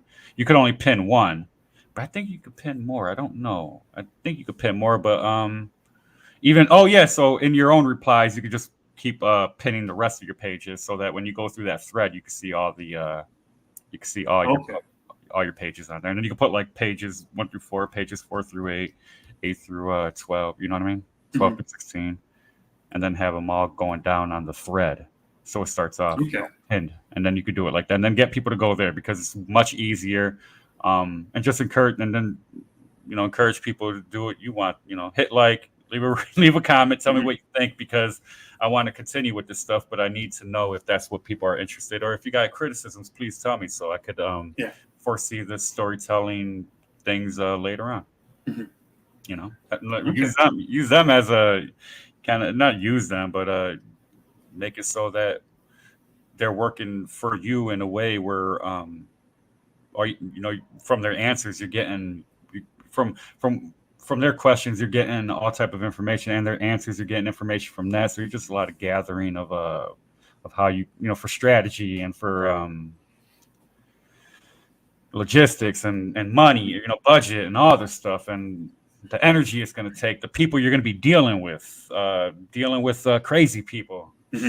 Trey grew up with Transformers, and this is a bastardization of your fanfic doesn't make it better. You know what I mean? Like, or Transformers is dead. Michael Bay sucks, and you know what I mean? Like, you're gonna just, and then learning how to deal with those people in a cool way. I've dealt with I spend time on Transformer message boards. Used to more in the past. I've had a lot of interaction with the Bay haters. The Bay haters. The Bayers. And it's funny seeing because when the Bay movies first came out, like when I saw the first pictures, I was like, oh man, this isn't going to be. I don't like what they're doing. But then I saw it and I enjoyed it. But then there's like the people most people on the message boards like hated it because they were like the G1 fans. And so a lot of time I'd be like trying to defend it, be like, yeah, there's parts I dislike, but overall I still like it. But like now, all these years later, when I go on the message, because I took a break, it just got busy. I hadn't been collecting Transformers for a while. As kind of like after Age of Extinction, I stopped because I didn't like what they were coming out with. But then I started getting back into it and looking on there now. Now you've got a lot of people who grew up, who were like kids when the movies came out. That was like their original experience. That's kind of like their generation one. And so now there's this shift where the Bay haters are like people will disparage the Bay haters and they like call them names and stuff and make fun of them for being like a G1 fans. And so like yeah, it's just kind of like this whole shift, this bit of a shift in the fandom where now it's not, before you're looked down on if you like Michael Bay, the Bay movies. Now it's kind of like, now it's like it's acceptable and stuff. Just because Time heals. Yeah. Time heals all. Yeah. But yeah, you mentioned like something, you mentioned like the budgeting. That's something I haven't seen. I'd be interested in a video going over like for doing a campaign, and I think there might be some out there, and I just haven't like watched them. And not that I necessarily do a campaign, but I'm interested in like how they calculate how much they need to raise and when they start throwing in. Yeah, when they're really good at giving those answers real quick. Yeah, and what's interesting to me is that like listening to Ethan, it sounds like he doesn't even have his printer picked out until he's got his book finished, and so I'm like wondering how do you know how much to like set your goals for when you're not even sure how much the printing is going to cost, and like I've been doing it for a while. I don't know. He knows. Or he could rough estimate. Yeah, you got to consider how much your printing is going to cost, how much you got to pay. Your printer is even a good producer of high quality, quality print either. Sometimes, or maybe they're incompetent somewhere. Maybe the shipment, like even that happened to Bancroft. He got a freaking shipment and all his books were freaking damaged, wet. Oh, I don't know. I hadn't heard of that. When the first Lucent, his shipment he got from like I don't know, Vistaprint or I don't know, one of those, or Mix'em. Yeah. And John Malin's like, I never had a problem with Mix'em, and he's like, I don't know. Sometimes I guess it happens. He got a whole skid. He got his books and they were damaged and wet and water damaged and all that. And then they said, well, don't send it back, but rip off the covers or something and show us a photo. And he had to sit there and rip off every freaking cover. Yeah, do for each one. Yeah, like 1,000 plus books. Excuse my language, my bad. Oh. I went this whole time. That was my first one. Jeez, that's hard, man. That was work. Oh, that'd be such a pain. I was actually looking at what was it, order to print, like this site Blurb. Oh, Blurb. I was thinking of like, because then no one have 3D Zach is another dude, and he's on Twitter, and he's very accessible. 3D Zach? Mm-hmm. Okay. You know what I'm talking about? No, I'll have to look him up. I think I can find him. Maybe not. I don't know. But he does. I don't know. He's got a printer. I don't know if he's. I haven't heard from him in a while. Mm-hmm. So I don't know if he's making books or not. But he's got his own printer and he'll do short orders, 50 bucks. Oh. Yeah. Oh, cool. Yeah, I was thinking if you do Matthew Fowler. You know him? Rings a bell. I'm pretty sure I've probably He's in the seen chat. him. He's got the milkshake avatar. He makes Tiger Blue. He created Tiger Blue.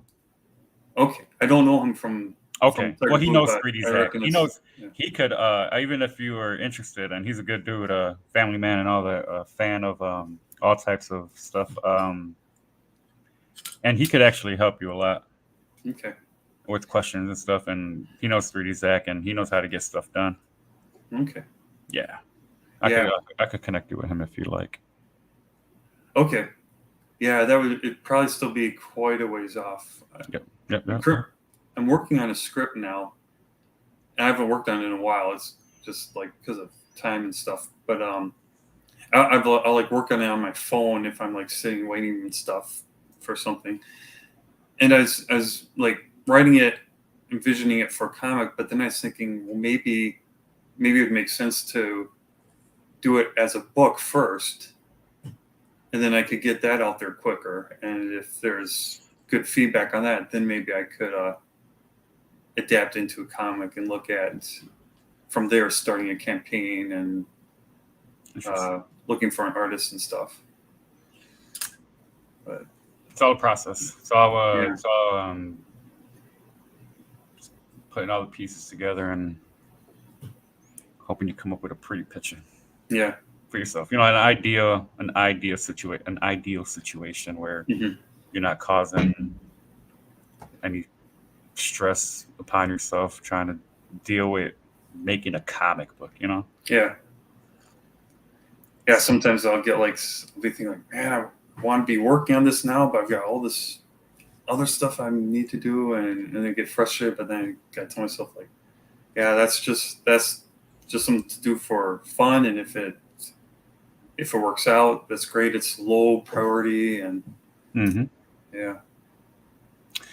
Henry, I'm gonna step out.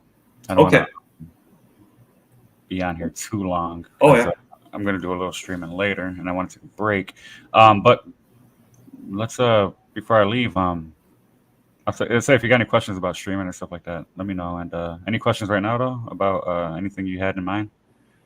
Nope. Not off the top of my head. You can You're play a huge around. help. Oh, you're welcome. Right at the bottom of your screen, you see like a bunch of different camera options and stuff like that. Yeah, like the. Oh, yep. So at the very end, you can create your own layouts. Oh, I don't know if maybe you have to pay for that. Maybe, I don't know. And if you were going to pay for StreamYard, pay for the first month, and then I think I don't want to. If you pay $25 or $20, 25, I think it's $25 for the first month, and then cancel the subscription, they're going to ask you why and say you can't afford it, and then they're going to say, "Well, take the $10 plan," and then all we're going to do is, and then you're going to have the StreamYard without the duck or powered by the. You could take the duck out, and it'll just be the StreamYard text above. Okay. And that's and then you could just stream it. You got all the options. $15 less. And all that duck will be gone. That's about it. You got everything else within this. Yeah. So if you ever came to that point, so I think that's what Razzie does. That's what most people do. I think nowadays. Oh, thanks for the tip. Yep. Yeah, if I ever get over 20 hours a month, then I'll have to keep that in mind. That's another thing. You didn't even need it because the 20 hours a month is sufficient. Even me, I could do 4 hours, which is pretty much the standard. I don't have to pay for it at all, really. And then if you do go over, it doesn't cut you off. That's what I used to do. I'd have like an hour left, and I'd be like, I'm gonna do a long stream on this. Oh, that's a good idea. Yeah, that happens. Yeah. Cool. So, all right, I will see you later. Thanks for having me. And get on it, man. If you want. Thanks for coming on. I'll let people know if they want to stop by and see what you're up to. Right. Awesome. Thank you. You're welcome. Shigama. Georgina, are you still here? If you are, Shigama to you. I think Georgina's still here. Thanks for stopping by. So I'll try to get some people to stop by. Maybe next time. Awesome. Yeah, that'd be great. Have a wonderful day, man. I'll see you. You too. I'll see you next time, all right? Yeah. See ya. Yeah. Thanks. You're welcome. All right. Oh, that was awesome. Because I've watched Financial streams quite a bit. Always get a real kick out of them. I think with that, I'll actually take a break myself. Let's see if I can. Let's see if I can get this to work. Then I will be back to work on my commentary some more. So be just a minute.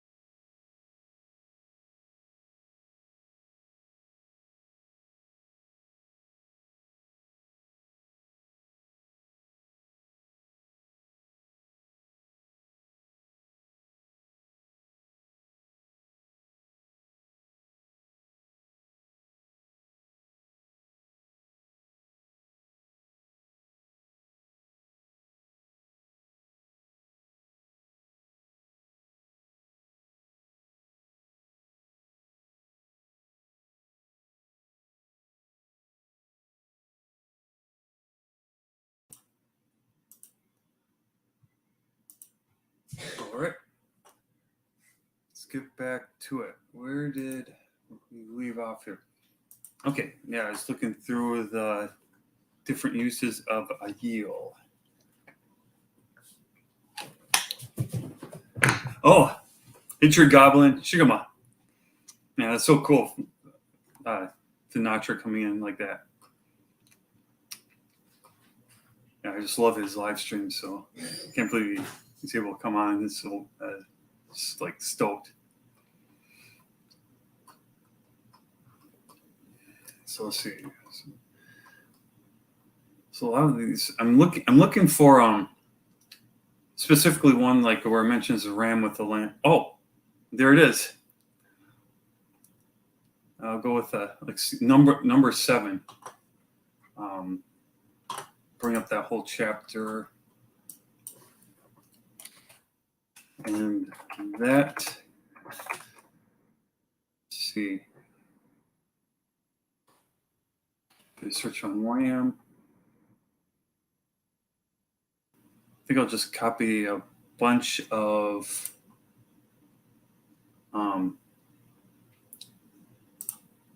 usages of like both of them together from this chapter.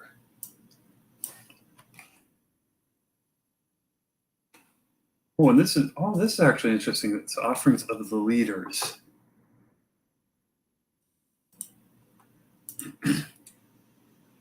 The leaders of Israel. Okay, so that like with Jesus being like Lord and leader, this would probably fit in really well with that. So the leaders of Israel. Verse 2, then the leaders of Israel, the heads of their fathers' houses, who were the leaders of the tribes, over those who were numbered, made an offering. They brought their offering before the Lord. Okay. Let's see. Accept these from men, that they may be used in doing the work. So Moses took the cards, 4 cards, but the sons of Kohath he gave none. Now the leaders offered their dedication offering for the altar. The one offered his offering on the first day. Just skipping ahead here, let's see. The lambs. Yeah, thanks for stopping in, guys. It's awesome to have you here. For my first stream, I didn't expect anyone to come in, but to have Vinatra show up, that's awesome.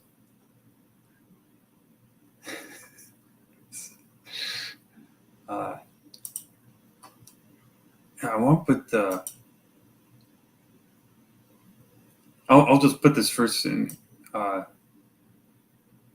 put verse 2 in here. I don't know if I'll actually use it later on, like in the final, but just to show the leaders of Israel that the leaders are doing these offerings. Because I think there's probably lots of other ones where where I'll use both rams and lambs. So it might not just be for leaders, but if it is, that'd be actually kind of cool. And it would go towards showing that like the ram is symbolic of Jesus. So, I'll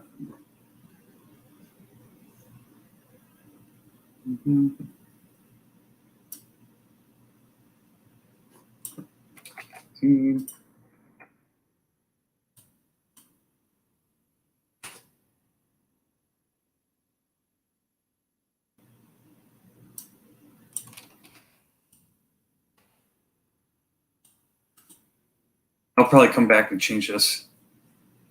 It's here, Georgina. Thanks for stopping in. Say hi to the family.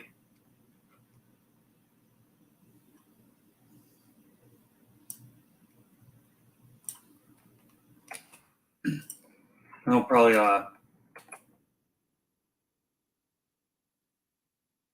just summarize this once I get to once I find one together. Let me pull these so I remember them later.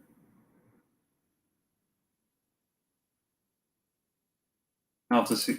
They're supposed to be like 10 to 12 minutes, so I may not even be able to include this point, but see how it goes. Excuse me. I'll just put a note here that I can maybe work off when the leaders made offerings in Numbers 7. Rams and lambs were often included together.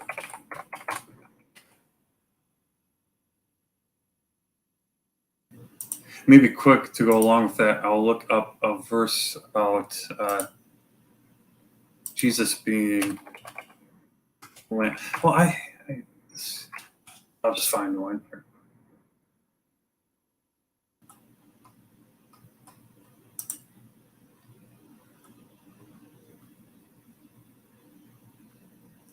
This is also, well, I can just put a couple in here. Jesus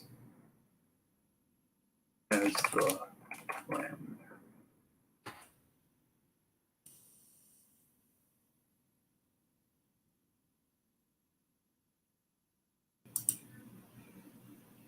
Oh, how they do that? Oh, they put two verses here together? Oh, well. I'll search for over John 1:29.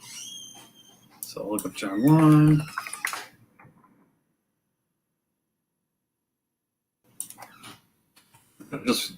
I'll put these on one slide versus splitting them up, as I usually do.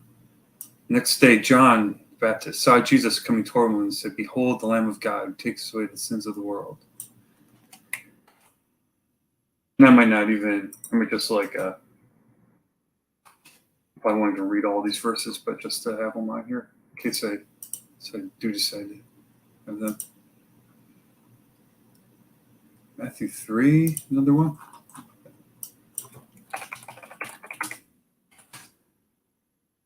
Matthew 3, 13 through 17. Jesus came in Galilee, and John tried to prevent him. Jesus answered, no, doesn't look like that has to do with the land, so. But no.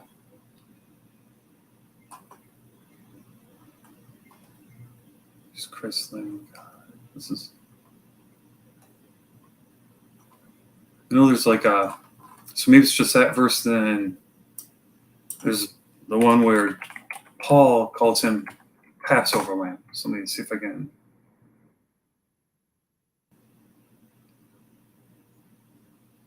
Let's see. Jesus is our Passover Lamb. Let me try this one. Knowing Jesus. Christ our Passover. Oh, okay, yeah, that's right. Paul just said Christ our Passover. Which is a lamb, so I think I will use that. That's the one that I had in mind. So 1 Corinthians 5. Corinthians 5.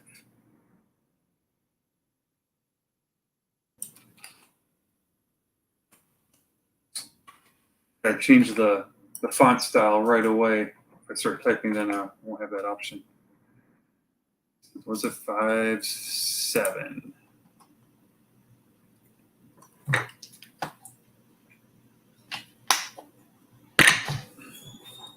Therefore, purge out the old leaven, that you may be a new lump, since you truly are unleavened. For indeed, Christ, our Passover, was sacrificed for us.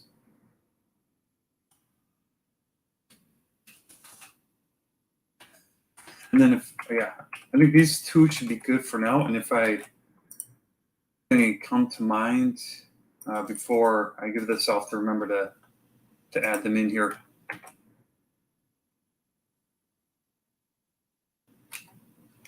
Just do Jesus the Lamb. But yeah, I'll look for go back to where I was looking at Strong's. So we got all these in number 7, so I think we can go past number 7. Yeah, there's a lot in there. Okay, numbers 15. 4 lamb. Okay, there's another one, a ram and a lamb. Let's see, what's numbers 15:11 talking about?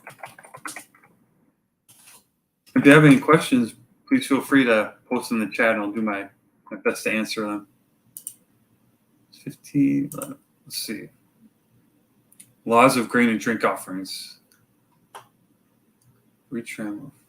I'll start at the beginning here so I get the context. The Lord spoke to Moses, saying, "Speak to the children of Israel and say to them, when you come into the land you are to inhabit, which I am giving to you, You make an offering by fire to the Lord, a burnt offering or sacrifice to fulfill a vow, or as a freewill offering, or in your appointed feast to make a sweet aroma to the Lord from the herd of the flock, or the flock. Then he who presents his offering to the Lord shall bring a grain offering. Oh, let's scoot you ahead a little bit for each.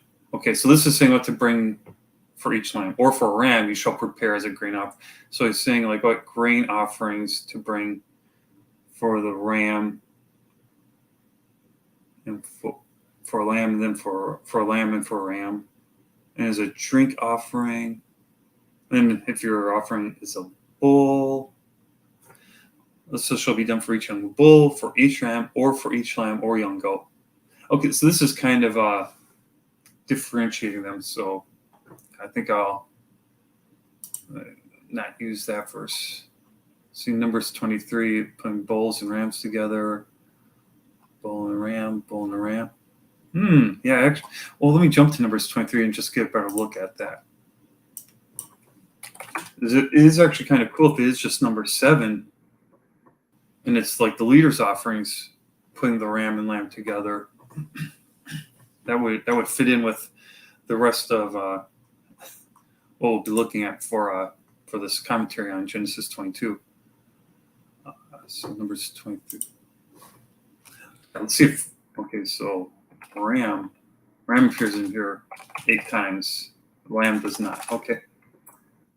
So I think I can skip past Numbers 23. I'm going to put a note that, like, I already did. Rams are mentioned often for the sacrifices.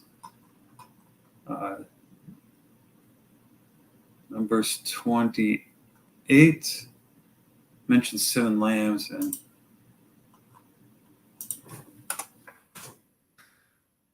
so let's see how they use it here. Daily offerings, Sabbath offerings. So this is pretty much for the periodic offerings, the ones that aren't tied to like as an offering for a sin or something. The beginnings of your months. Okay, so every month, 2 young bulls, 1 ram, and 7 lambs.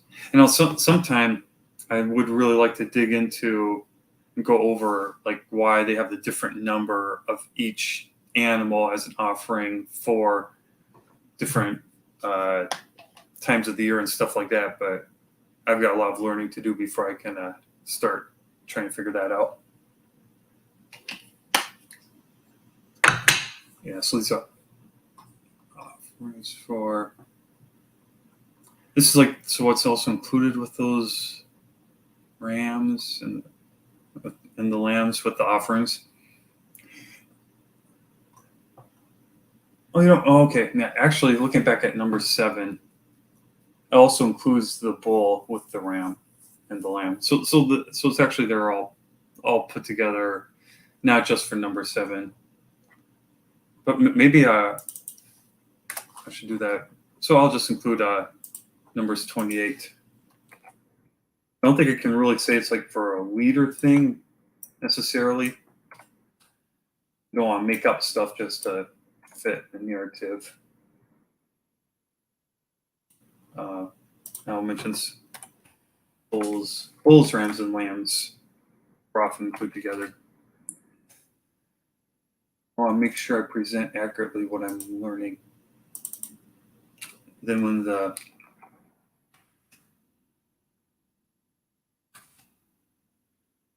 for the periodic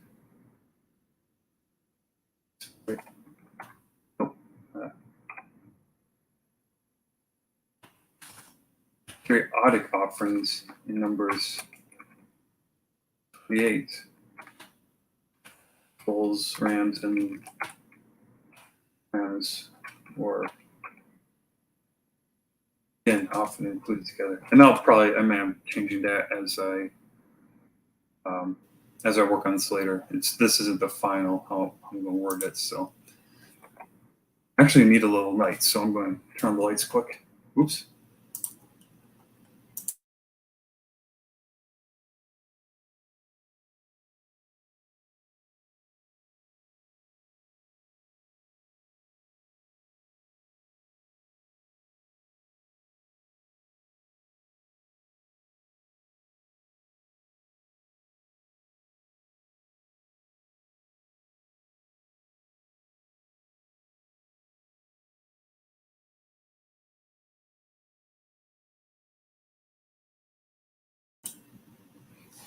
There we go.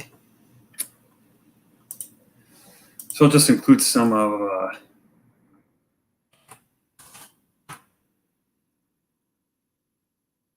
some of these again in here, where it mentions the ram and the lamb. Excuse me.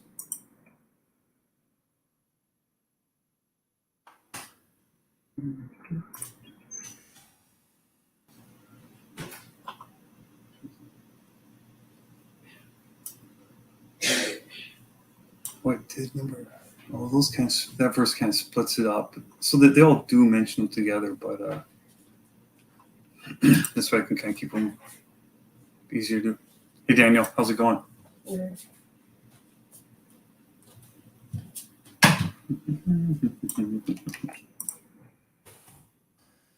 So this is all more so for my research, and then later on put it all together. Hopefully I'll be able to stream each time. Sometimes what I'll do is I'll email the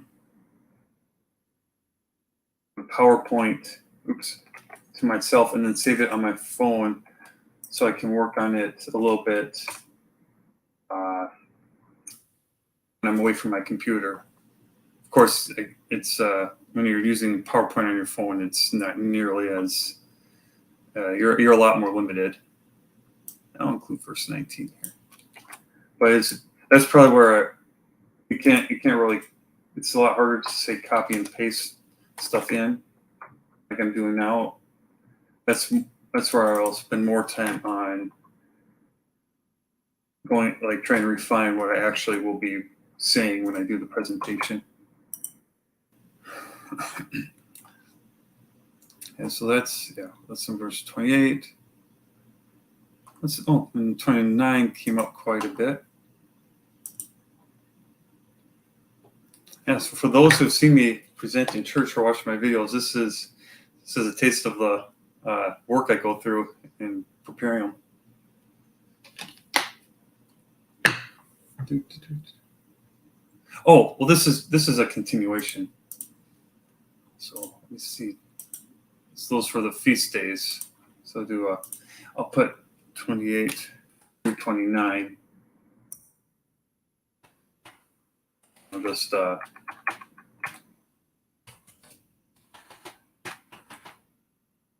put that in there. Differentiate for sure. 28, chapter 29.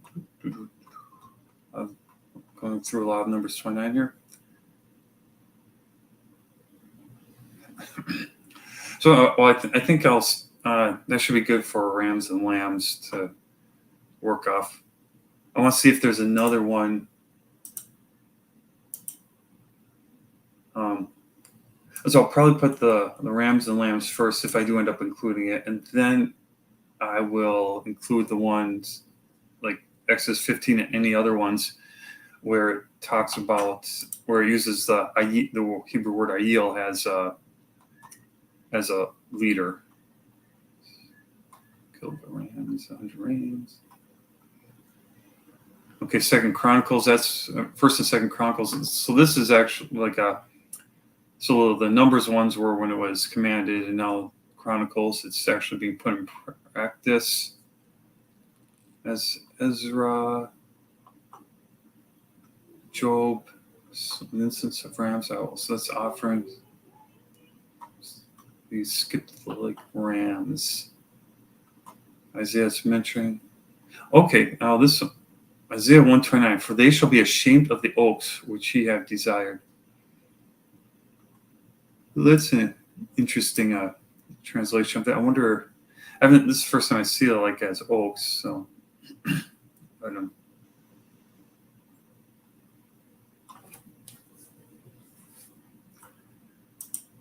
It's Isaiah 60 verse 7 shall be gathered together unto thee the rams of Nebaioth. Let me look at that. That could maybe be talking about the kind of like the leaders. So I'll check out that verse. There shall be gathered to the ram. Oh, all the flocks. Probably not. the multitude of camp. Yeah, looks like this is definitely talking about animals. So, oh, here Isaiah 61 also talks about his trees. I'll have to keep that in mind. Maybe something will come to me where that would fit in. Ezekiel 17:13, the mighty of the land. Well, yeah, that's what I want. That's in the Ezekiel 17, verse 13. Sorry, a little fruit fly. So the eagles in the vine, and the word of the Lord came to me, saying, Son of man, pose a riddle and speak a parable to the house of Israel. Oh, my wife is home, so I think I'm going to end it here and spend some time with her. So, Finacho, thanks for coming in. Thank you, everyone, for watching, and have a good rest of your Sabbath. Again, like, share, subscribe, and all that good stuff. See you later. Bye.